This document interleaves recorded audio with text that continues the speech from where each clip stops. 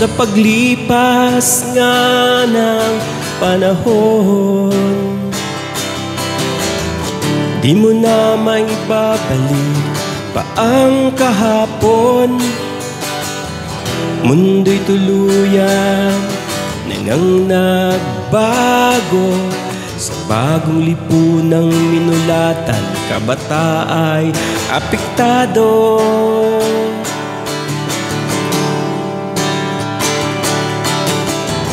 Ating ibalik tanaw ang kabataan noon, kabataang may respeto at hindi sakit sa ulo. Sa simpleng bagay sila'y maligaya, malaki o maliit man ay kontento na. Kay sarap balikan ang mga nakaraan, naglalaro mula umaga hanggang hapon sa ulan. Bakas ang saya kahit mga madudungis na, di mapapalitan ang galak na nadarama na makikita mo sa kanilang mga mata.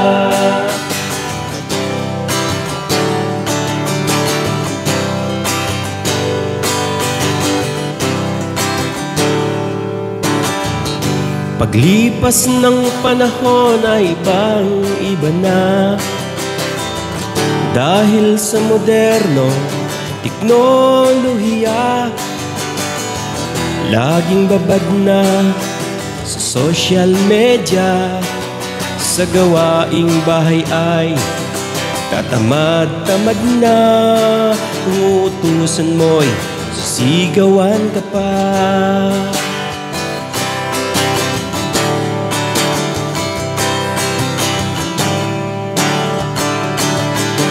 Tropa, barkada ang kanilang sandigan, pinapakinggan at mas pinapaniwalaan.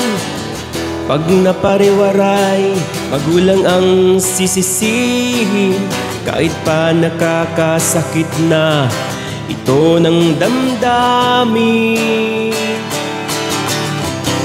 Kay sarap balikan ang mga nakaraan, naglalaro mula umaga hanggang hapon sa ulan.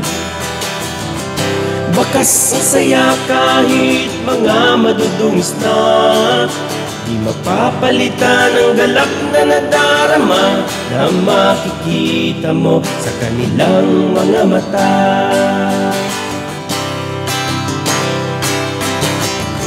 Pero tika muna, baka kasi kayo'y natamaan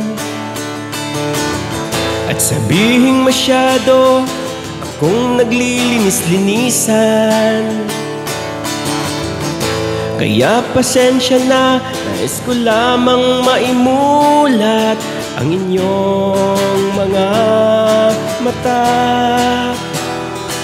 na mas masarap pa ring mamuhay sa makalumat simpleng sistema, na ngayoy malaki na ang pinagkaiba.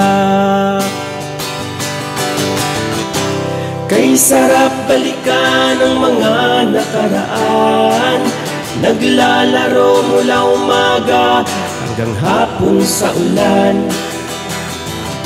Bakas ang saya kahit mga madudungis na, di mapapalitan ang galak na nadarama na makikita mo sa kanilang mga mata.